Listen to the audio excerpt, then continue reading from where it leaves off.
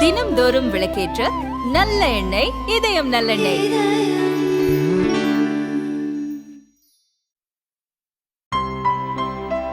இனிமே கண்ணை மூடிட்டு கடலை எண்ணெய் வாங்கலாம். ஏன்னா மந்த்ரா கடலை எண்ணெய் இதயத்தின் தயாரிப்பு. வேலூரில் பாமக சார்பில் ஜாதிவாரி கணக்கெடுப்பு குறித்த கருத்தரங்கம் நடந்தது. கோரிக்கை, தமிழ்நாட்டில் ஏதோ எத்தனை ஜாதிகள் எத்தனை பேர் இருக்கிறாங்க, தலைய கணக்கெடுப்புல எங்களுக்கு வேண்டாம், அவசியமும் கிடையாது. எங்களோட கோரிக்கை, தமிழ்நாட்டில் 2.3 கோடி குடும்பங்கள் இருக்கிறது.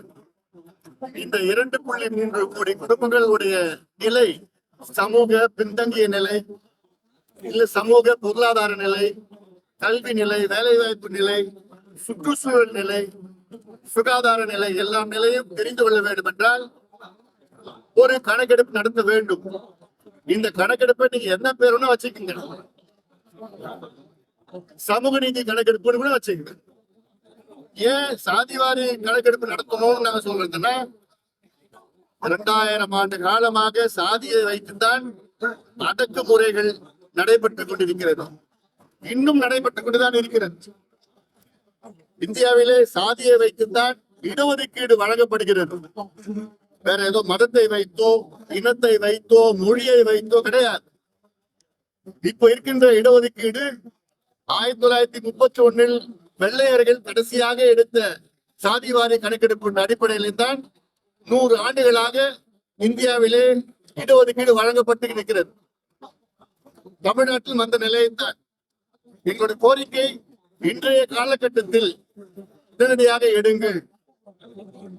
சாதியுடைய கணக்கெடுப்புனா தல கணக்கு மட்டும் இல்ல, ஒவ்வொரு சாதியில் உள்ள மக்கள் எந்த நிலையில் இருக்கின்றார்கள், இடஒதுக்கீடு அல்ல மற்ற அரசு சலுகைகள் நலத்திட்டங்கள் எல்லாம் அவர்களுக்கு சென்றடைந்திருக்கிறதா, அவர்கள் முன்னேறி இருக்கின்றார்களா, இன்னும் குடிசையில் இருக்கின்றார்களா, இல்ல வீட்டில் கழிப்பறைகள் இருக்கிறதா, அவர்களுக்கு எத்தனை பட்டதாரிகள் இருக்கின்றார்கள், எத்தனை பேர் படிச்சிருக்கிறாங்க, எத்தனை அரசு வேலையில் இருக்கிறாங்க, தனியார் வேலையில் இருக்கின்றால், இல்ல கூலி தொழிலாளர்களா, இல்ல உரிமையாளர்களா, இதெல்லாம் கணக்கெடுப்பு நடத்தி அதற்கேற்ப திட்டங்கள், வியூகங்கள், நலத்திட்டங்கள், சலுகைகள், இடஒதுக்கீடுகள், இட பங்கீடுகள் எல்லாம் வகுத்தால்தான் தமிழ்நாடு முன்னேற்றம் அடையும். முழுமையான முன்னெடுப்பை நடத்த வேண்டும். அதிகாரம் எல்லாம் இருக்கிறது, தமிழக அரசுக்கு மனம்தான் இல்லை, முதலமைச்சருக்கு மனம்தான் கிடையாது, திமுக அரசுக்கு மனம் கிடையாது.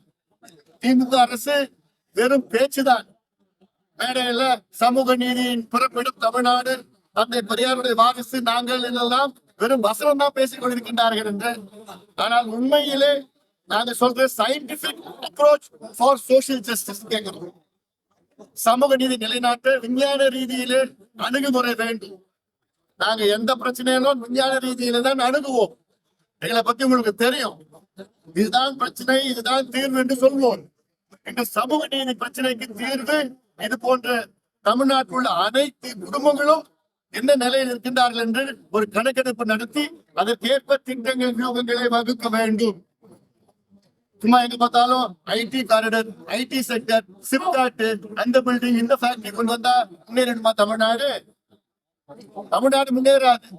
10 பணக்காரர்கள் தான் முன்னேறுவார்கள். ஏழை மக்கள், அடக்கப்பட்ட, ஒடுக்கப்பட்ட, வஞ்சிக்கப்பட்ட, அடிமையாக்கப்பட்ட மக்கள் எல்லாம் முன்னேற வேண்டும் என்றால் இன்று எந்த நிலையில் இருக்கின்றார்கள் என்று அதை கணக்கெடுப்பு நடத்தி சர்வே செய்து அவர்களுக்கு கேட்ட திட்டங்கள், வியூகங்களை எடுக்க வேண்டும். அதுதான் உண்மையான வளர்ச்சி. இதற்கு உங்களுக்கு தயக்கம்னா அப்ப சமூக நீதி பத்தி நீங்க பேசாதீங்க. சமூக நீதி பேசுவதற்கு உங்களுக்கு தகுதி கிடையாது, அருகதை கிடையாது.